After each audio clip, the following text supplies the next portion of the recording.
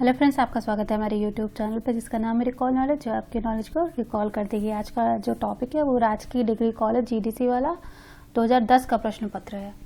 निम्नलिखित में से किसने कहा कि अपराध सामान्य एवं प्रक्रियात्मक दोनों हैं? इसका उत्तर दुर्खाइम है। दुर्खाइम को आधुनिक समाजशास्त्र के संस्थापक और समाज वैज्ञानिक शब्दावली में दुनिया का पहला आधिकारिक समाजशास्त्री माना जाता है। ये फाउंडर सोशियोलॉजी में आते हैं। सोशियोलॉजी के जो फाउंडर्स हैं वो हैं Auguste Comte, Herbert Spencer, Karl Marx और दुर्खाइम। दुर्खाइम को अगस्ट कॉम्टे का उत्तराधिकारी भी कहा जाता है और ये पहले अकादमिक समाजशास्त्री माने जाते हैं। दुर्खाइम ने लिखा है कि अपराध वह व्यवहार है जो सामूहिक भावनाओं पर आघात करता है। सामूहिक भावनाएं चाहे व्यवहार के किसी नियम के रूप में हो अथवा कुछ विशेष प्रतिमानों के रूप में हो, इन्हें हानि पहुंचाना या तोड़ना ही अपराध है। परंपरागत तथा सरल समाजों में सामाजिक मापदंडों का पालन नैतिकता से संबंधित था।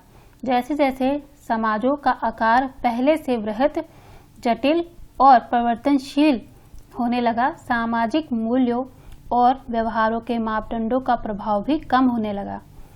इन्हीं दशाओं ने अपराधी व्यवहार को प्रोत्साहन दिया। स्पष्ट है कि अपराध सामाजिक संरचना के एक विशेष प्रकार से उत्पन्न होते हैं। इस प्रकार हम कह सकते हैं कि अपराध सामान्य एवं प्रक्रियात्मक दोनों है। नीचे दो वक्तव्य दिए हैं जिसमें से एक कथन दूसरे कथन को कह रहा है। पहला कथन है, विचलन व्यवहार मार्टन के अनुसार सामाजिक संरचना का प्रकार है।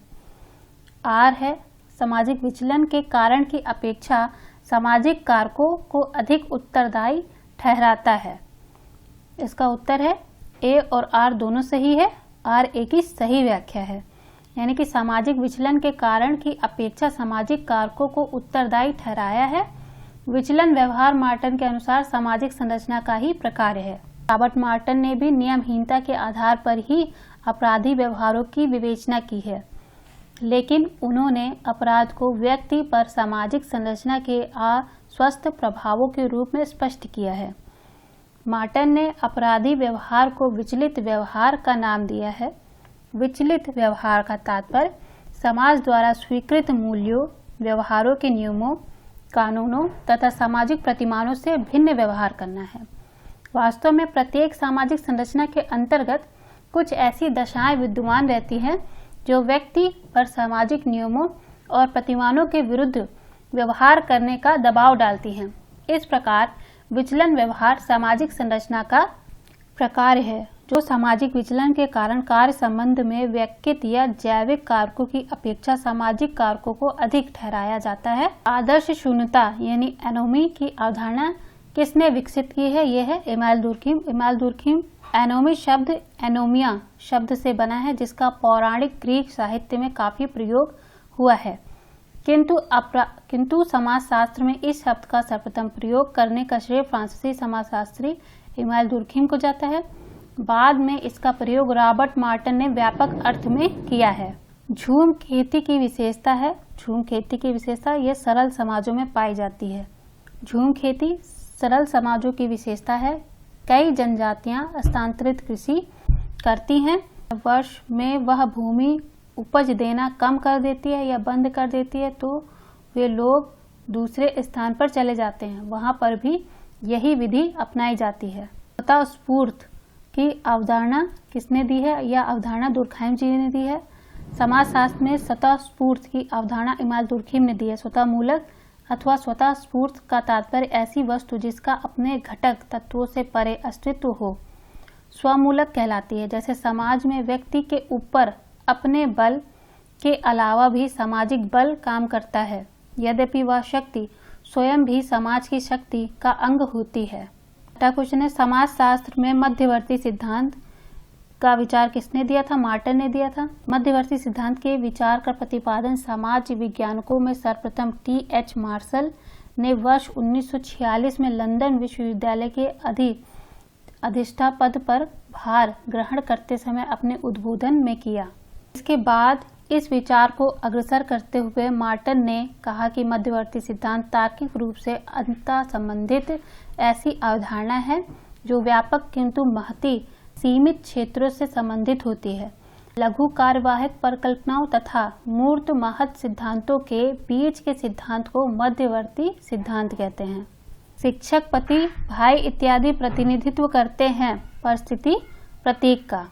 8वां क्वेश्चन, निम्नलिखित में से किसने भूमिका दूरी की अवधारणा को विकसित किया है? भूमिका दूरी की अवधारणा गॉफमैन ने विकसित किया है। भूमिका दूरी की अवधारणा का सर्वप्रथम प्रयोग गॉफमैन ने किया। गॉफमैन के अनुसार भूमिका दूरी से तात्पर्य ऐसी क्रियाओं से है जो स्पष्ट रूप में यह प्रकट करती है कि भूमिका को संपादन करने वाला व्यक्ति किसी प्रकार भूमिका का तिरस्कार कर अपने आप को उससे अलग रखता है। 9वां क्वेश्चन है, सामाजिक स्थिति में परिवर्तन जो एक व्यक्ति की परिस्थिति में कोई बदलाव नहीं लाता उसे कहते हैं क्षैतिज गतिशीलता। क्षैतिज गतिशीलता व्यक्ति की सामाजिक परिस्थिति में होने वाला एक ऐसा परिवर्तन है जिसके कारण सामाजिक वर्ग, स्तर अथवा प्रतिष्ठा संस्तरण दृष्टि से व्यक्ति की सामान्य स्थिति में कोई परिवर्तन उत्पन्न नहीं होता। उदाहरणार्थ, एक अभियंता एक कार्यस्थल से नौकरी छोड़कर दूसरे कार्यस्थल पर नौकरी करने लगता है और यदि दोनों कार्यस्थलों के समान प्रतिष्ठा स्तर समान होते हैं तो यह परिवर्तन क्षैतिज सामाजिक गतिशीलता को दर्शाता है। 10वां क्वेश्चन है, किसने भारत की प्राथमिक सभ्यता को लघु परंपराओं और दीर्घ परंपराओं में व्यक्त किया है? इसका उत्तर है मैकिम मैरियट। मैकिम मैरियट ने भारत के किशनगढ़ी नामक गांव में सार्वभौमिकरण की प्रक्रिया का अध्ययन किया और पाया कि गांव की बहुत सारी परंपराएं बृहद परंपराओं द्वारा स्वीकार कर सम्मिलित कर ली गई हैं। इसी प्रक्रिया के ठीक विपरीत मैकिम मैरियट ने स्थानीयकरण की प्रक्रिया का उल्लेख किया है, जिसके अंतर्गत शास्त्रीय परंपरा के कुछ रीति रिवाजों के स्तर पर आकर लघु परंपराओं द्वारा ग्रहण कर लिए जाते हैं। The rules of sociological method पुस्तक की रचना किसने की है? दुर्खीम ने की है। 12वां क्वेश्चन है, सीमांत व्यक्ति की अवधारणा का प्रतिपादन किसने किया है? सीमांत व्यक्ति की अवधारणा का प्रतिपादन कशरे स्टोन क्वेट्स को जाता है 1937 और इसके बाद रॉबर्ट ई पार्क ने सीमांत व्यक्ति की बात की थी। थ्योरी एंड सोशल स्ट्रक्चर पुस्तक के लेखक रॉबर्ट के मार्टन है। जब पार्सन्स ने 1949 में बृहद समाजशास्त्री सिद्धांत की पेशकश की तब 1959 में मार्टन ने मध्य स्तरीय सिद्धांत की बात उठाई। इन्होंने पहली बार इस सिद्धांत को अपनी इस पुस्तक में रखा था। उत्तराधिकारी अधिनियम पारित हुआ था 1956 में। निम्नलिखित में से किसने कहा कि वर्ग जातियों के ढांचे में कार्य करते हैं? यह कहा था योगेंद्र सिंह ने। योगेंद्र सिंह जवाहरलाल नेहरू विश्वविद्यालय नई दिल्ली के centre for the study of social system में समाजशास्त्र के एमरिटस प्रोफेसर थे तथा ये योजना आयोग, सामाजिक विज्ञान अनुसंधान परिषद के शोध परामर्शी के सदस्य तथा समाजशास्त्र पर विश्वविद्यालय अनुदान आयोग के राष्ट्रीय पैनल के संयोजक भी रहे हैं। उन्होंने कहा कि वर्ग जातियों के ढांचे में कार्य करते हैं।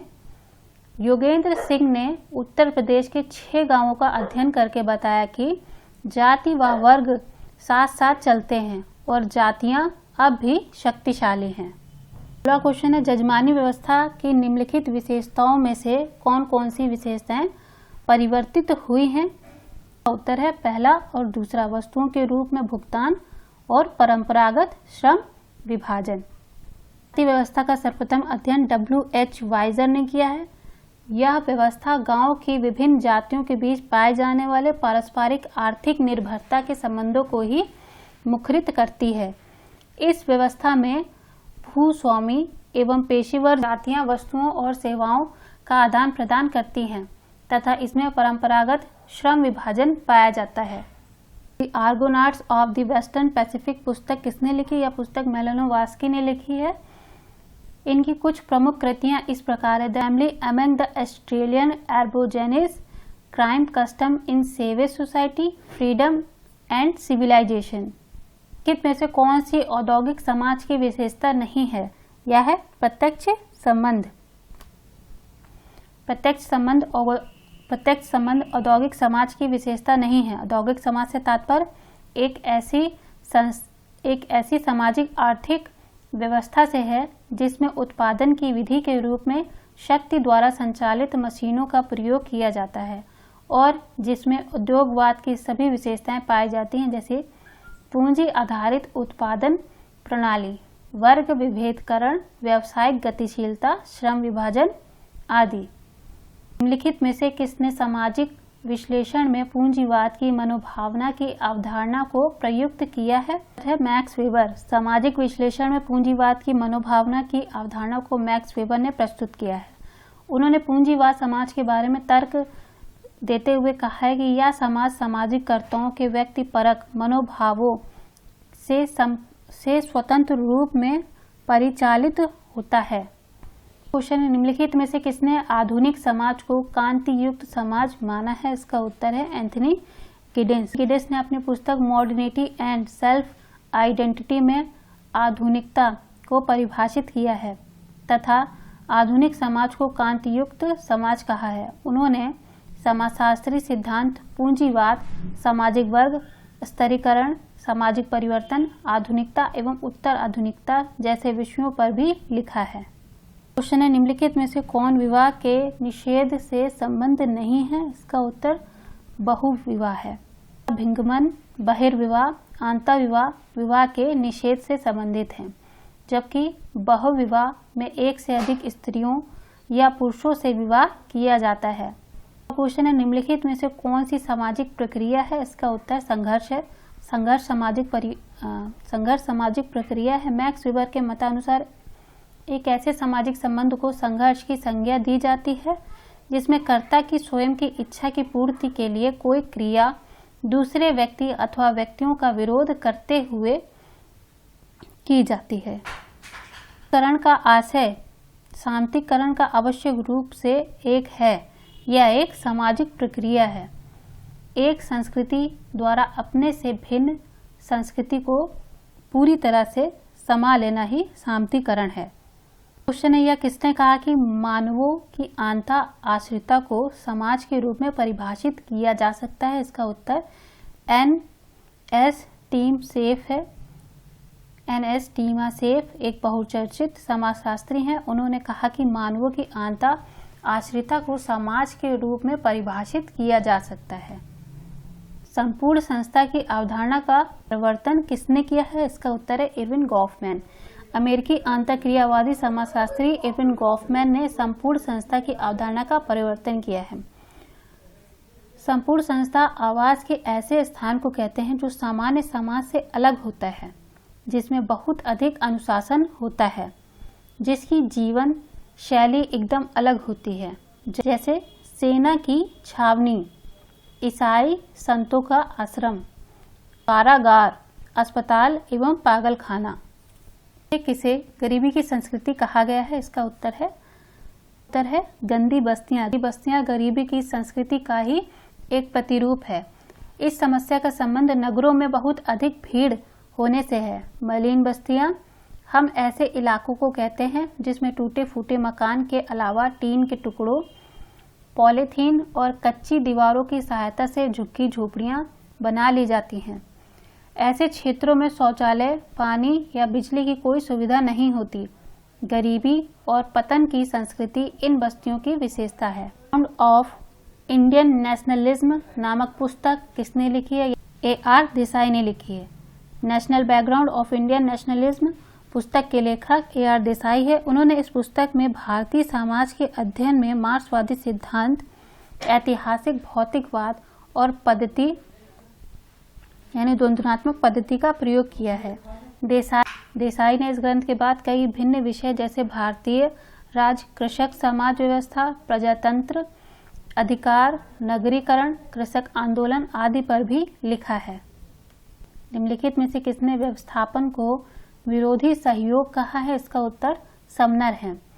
एक प्रारंभिक अमेरिकी समाजशास्त्री तथा अर्थशास्त्री विलियम ग्राहम समनर का नाम प्रमुख रूप से जनरेटिव फोकवे के अध्ययन के साथ जुड़ा है। येल विश्वविद्यालय अमेरिका में समाजशास्त्र विभाग की स्थापना का श्रेय समनर को जाता है। माना जाता है कि समनर ही प्रथम व्यक्ति थे जिन्होंने अमेरिका में समाजशास्त्र के अध्यापन की शुरुआत की। समनर अमेरिका में हस्तक्षेपात्मक सामाजिक डार्विनवादी नीति के पोषक के रूप में भी जाने जाते हैं। उन्होंने व्यवस्थापन को विरोधी सहयोग कहा है। समायोजन विरोधपूर्ण सहयोग है। इसका तात्पर्य है कि समायोजन के अंतर्गत विरोधपूर्णता समाप्त नहीं होता, बल्कि इसे कुछ समय के लिए दबा दिया जाता है। क्वेश्चन है, किसने सहयोग को प्राथमिक, द्वितीयक और तृतीयक सहयोग में वर्गीकृत किया है? इसका उत्तर है ग्रीन। प्रोफेसर ग्रीन ने सहयोग के समय भिन्न व्यक्तियों के पारस्परिक संबंधों को ध्यान में रखते हुए सहयोग को 3 भागों में बांटा है, प्राथमिक, द्वितीय और तृतीयक। प्राथमिक सहयोग का विशेष संबंध प्राथमिक समूह से है। द्वितीय सहयोग वह है जिसके अंतर्गत व्यक्ति एक दूसरे के लिए सहयोग करते हैं जिससे अपने आप में हित की पूर्ति हो सके। कारखानों के मालिकों और श्रमिकों के बीच पाया जाने वाला सहयोग इसी श्रेणी के अंतर्गत आता है। जब सहयोग का रूप अवसरवादी हो और इसका उद्देश्य कुछ समय के लिए अन्य व्यक्तियों अथवा समूहों के समायोजन करना होता है तो इसे तृतीय सहयोग कहते हैं। जैसे विभिन्न राजनीतिक दलों द्वारा कुछ समय के लिए एक दूसरे को सहयोग देना है। संस्था के उद्विकास में निम्नलिखित में से कौन अंतर्दृष्टि नहीं है? इसका उत्तर है व्यक्तित्व।